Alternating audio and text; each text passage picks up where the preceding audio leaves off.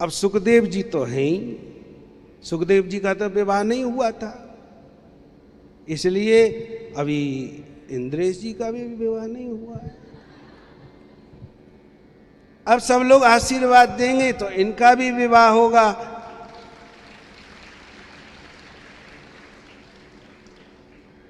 अब चूंकि इनके जो पिताजी हैं वो हमारे समधी हैं, तो हम जब बैठ करके बात होती है तो वो यही कहते हैं कि इंद्रेश जी से कि इंद्रेश जी तुम विवाह तो करो, विवाह का आनंद तुम लो, जो के बिहारी लाल की, संत वैष्णव भगवत चरणारविंद की।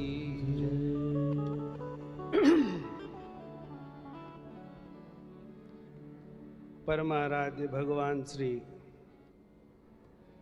श्याम सुंदर मुरली मनोहर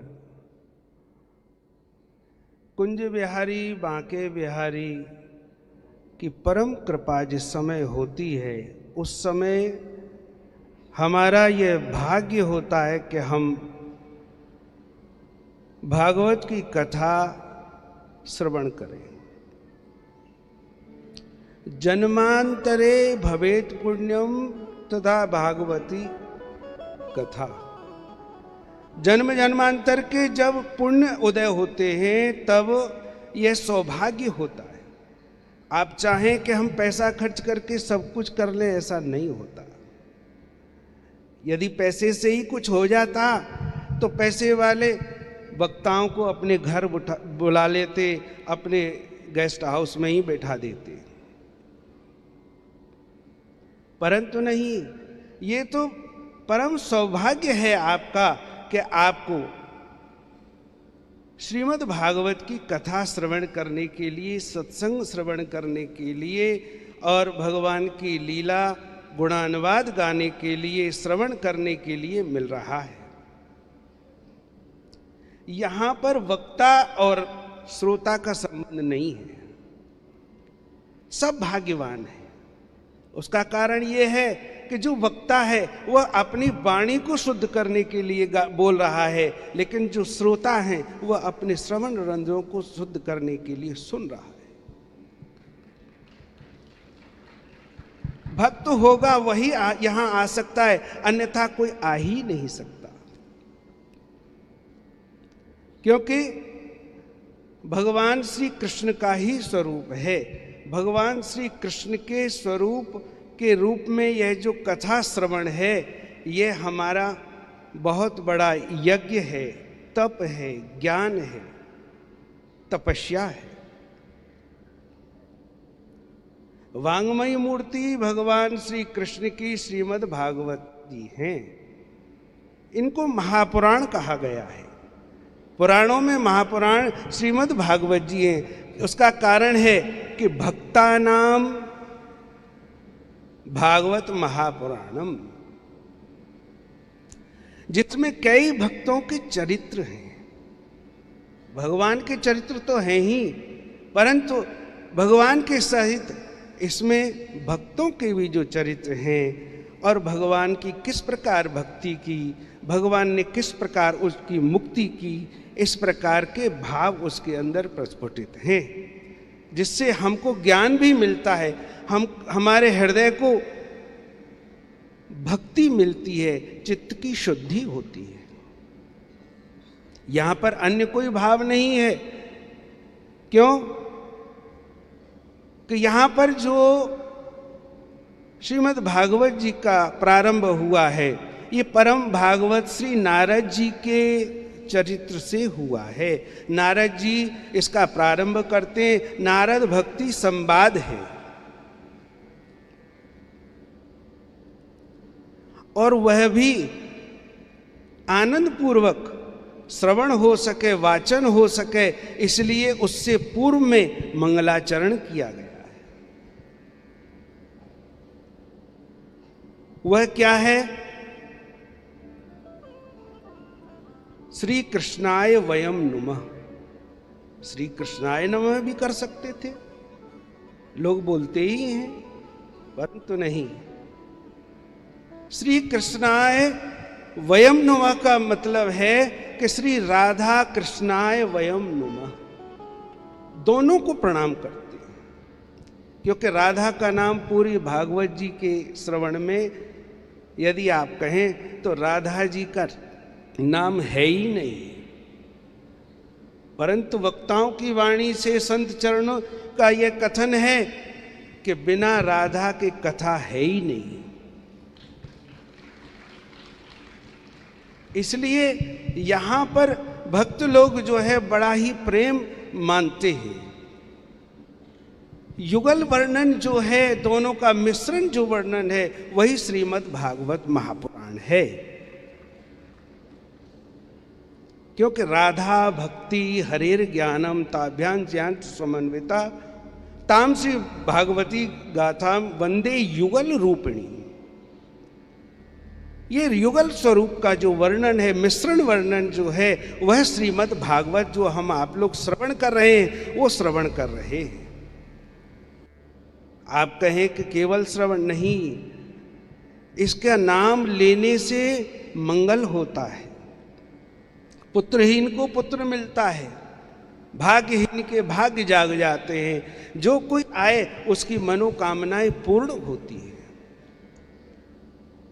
भगवान नाम लेने से, ग्रंथ का आश्रय लेने से हम लोगों का परम सौभाग्य हो जाता है। हम कहीं भी जाते हैं, सब लोग दूर से, चाहे कोई हमें जाने नहीं, पर लेकिन पहचान जाते हैं कि हमने इनको टीवी पर देखा था, हमने इनको कथा में जाते देखा था, बोलते हुए देखा था, भगवान का नाम लेते हैं, हमारा रूप स्वरूप इस तरीके से है, तो हमको बड़ा आदर मिलता है।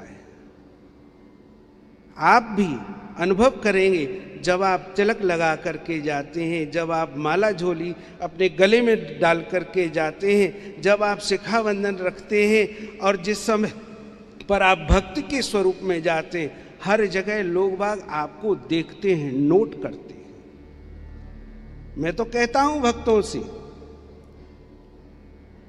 कि तेरी बंदगी से हमको, तेरी बंदगी से मेरे वजूद को मिलती है शोहरत,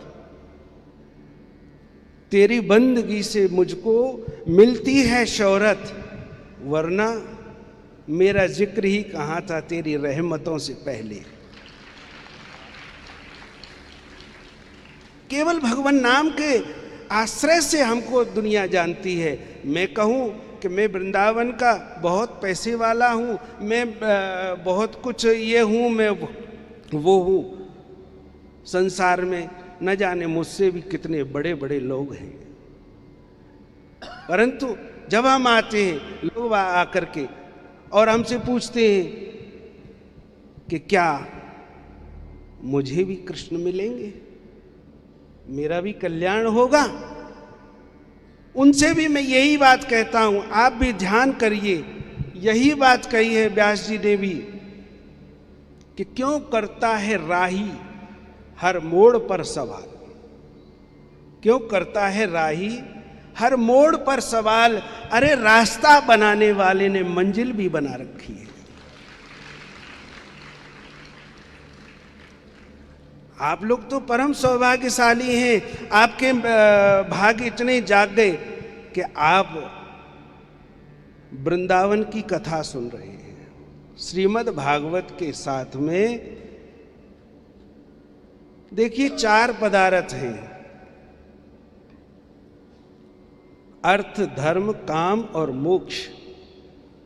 वृंदावन वालों को मोक्ष नहीं चाहिए, जिनको वृंदावन मिल गया उनको मोक्ष नहीं चाहिए, और जिनको भागवत की कथा, ठाकुर का नाम मिल गया, वो भी ब्रजवासी के मुख से, तो समझिए वो संसार के उस धन को त्याग देता है। उसका नाम वैष्णव है। न चलत भगवत पदारविंद लव निमेषा, यह सब वैष्णवांग्रह। वैष्णव उसी का नाम है कि संसार के तीनों लोकों की संपत्ति को त्याग दे, लेकिन भगवत चरणारविंद को छोड़ करके न जाए, क्योंकि संसार की उस संपत्ति से भगवान का सानिध्य नहीं मिल सकता। भगवान के सानिध्य से संसार की, त्रिलोकी की, सब कुछ मिल सकता है।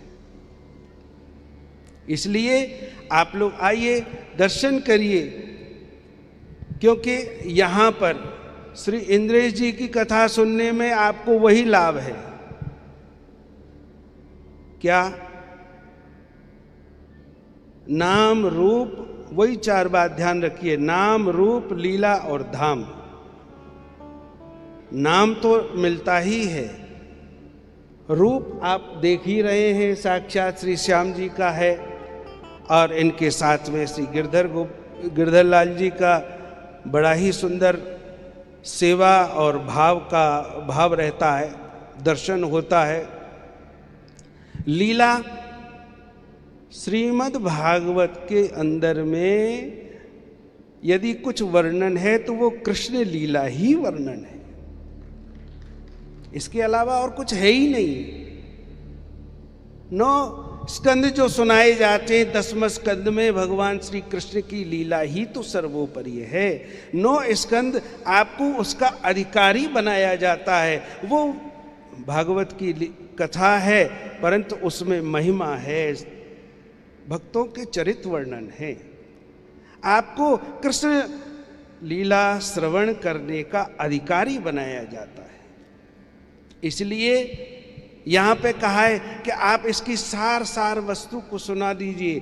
परंतु श्री परीक्षित जी महाराज ने 10वां स्कंद जब प्रारंभ हुआ है, तब उन्होंने सबसे पहले कहा है कि हे भगवान, हाथ जोड़ करके कि मैं आपसे निवेदन करना चाहता हूं। बोले क्या राजन? कहा कि भगवान, कथितो वंश विस्तारो भवता सौम सूर्यो राज्ञां शोभय वंशानाम चरितम परमाद्भुतम।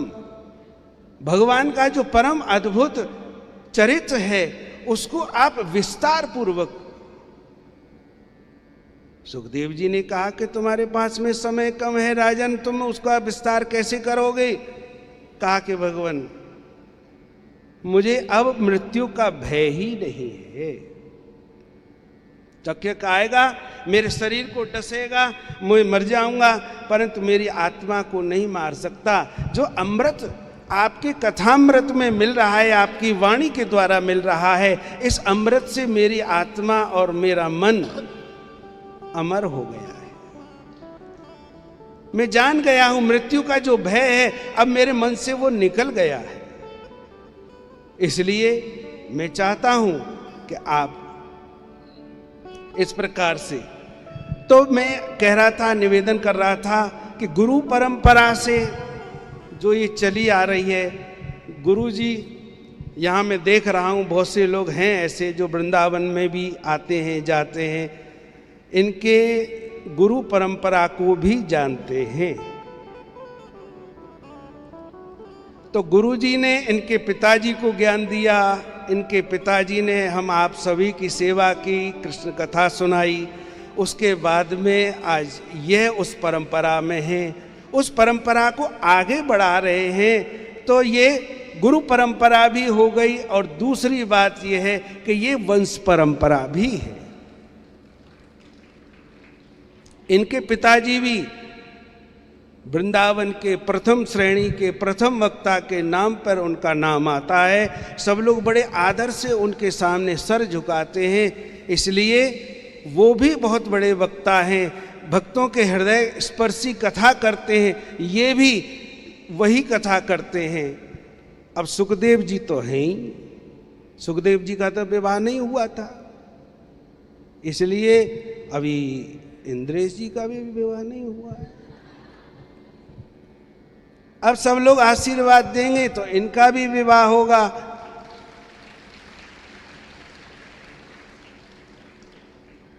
अब चूंकि इनके जो पिताजी हैं वो हमारे समधी हैं, तो हम जब बैठ कर के बात होती है तो वो यही कहते हैं कि इंद्रेश जी से कि इंद्रेश जी तुम विवाह तो करो, विवाह का आनंद तुम लो, जो कुछ मिले उस सब का आनंद तुम लो और सब चीज़ों का आनंद लो, हमें तो एक लाला छोटा सा सुंदर सा कृष्ण कन्हैया दे दो जिससे हम भी खेलते रहें, हम भी प्रसन्न हो जाएं और तुम भी प्रसन्न हो जाओ। बोलो वृंदावन बिहारी लाल की जय हो। हमारे यहां ऐसे अनूठे भक्त होते हैं। क्यों? आपके यहां भी कहते होंगे मूल से ज्यादा। देखो, हमें बोलना भी नहीं पड़ा।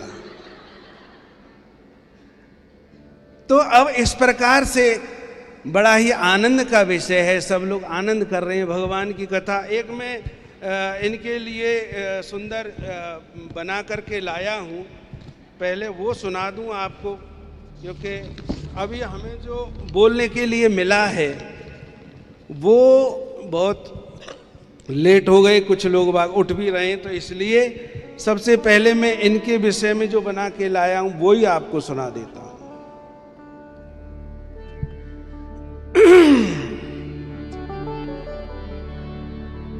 लय ताल सुर राग सारे अनुराग भरे। इनकी कथा में संगीत का जो मिश्रण है वह भारतीय संस्कृति वाला संगीत है, फिल्मी संगीत नहीं है। ये भी इनकी बहुत बड़ी प्रशंसा की बात है। लय ताल सुर राग सारे अनुराग भरे, कृष्ण कृष्ण नाम के बोध को जगाते हैं। हमारे मन के अंदर में भगवान श्री कृष्ण के नाम के प्रति नाना प्रकार से कथाएं सुना करके जिज्ञासा बढ़ाते हैं। तो लय ताल सुर राग सारे अनुराग भरे, कृष्ण कृष्ण नाम के बोध को जगाते हैं। आप लोग जागो, कृष्ण भक्ति में लगे रहो, कथा रस कृष्ण तत्व मन में बिठाती। अभी जो कह रहे थे कि ये सुननी नहीं है, पीनी है, हृदय के अंदर बिठानी है, हृदयांगम करने हैं, इसलिए इनकी जो कथा है वो सीधे सीधे ऊपर से नहीं जाती, इधर से सुन करके इधर से नहीं बाहर निकल जाती, वो सीधे सीधे कर्ण रंध्र होए उर जब आई, मृतक जियावने सुधा सुहाई। एक मरे हुए व्यक्ति को यदि अमृत पिला दिया जाए तो वो जाग उठता है, उसके अंदर प्राण का संचार हो जाता है। उसी प्रकार इनकी जो कथा को सुन लेता है वो भक्त बन जाता है। तो आप लोग जागे रहो, कृष्ण भक्ति में लगे रहो, कृष्ण रस कृष्ण तत्व मन में बिठाते हैं। अश्वमेघ यज्ञ सी सप्तदिनी यात्रा है। 7 दिन का समय है, 7 दिन पर्याप्त है यदि कोई भक्त बनना चाहे। 7 दिन आपके लिए बहुत यात्रा है। अश्वमेघ यज्ञ सी सप्तदिनी यात्रा है। जीवन के जीत का मंत्र भी बताते हैं। अरे भक्त माल रस में डूबे रहे इंद्रेश व्यास, स्वयं भी भक्तमाल रस में डूबे रहते हैं और भक्ति हृदय से जो भी भाव है इनका वो ज्ञान परक नहीं है, भक्ति परक है। तो भक्तमाल रस में डूबे रहे इंद्रेश व्यास, मंद मंद मुस्कुराते कथा को सुनाते हैं। तो ये मुस्कुराते भी रहते हैं और कथा को सुनाते भी रहते हैं, ये सबसे बड़ी बात है। आइए,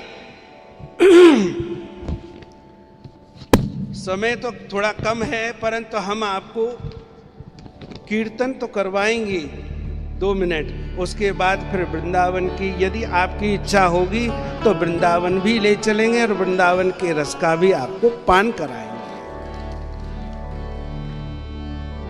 श्रीमद् भागवत की कथा हम आप सभी को